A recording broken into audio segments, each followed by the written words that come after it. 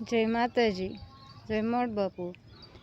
ઘણાયના ઘરમાં દીકરી નથી ને, એ તો પણ ઘણાય પસ્તાય છે કે ભાઈ અમારા ઘરમાં દીકરી નથી. જેના ઘરમાં દીકરી છે ને એ પણ બધા પ્રેમ આપજો. અને એ તો પારક્યા ઘરનું પંખીડું કહેવાય.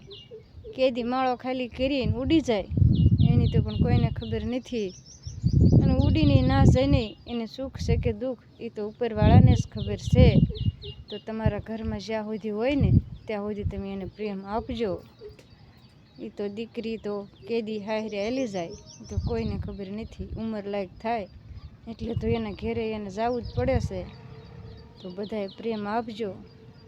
ઘણાયને તો પણ મારી વાત નહીં ગમતી હોય, પણ હોય એ આ રીતે માની લીજો.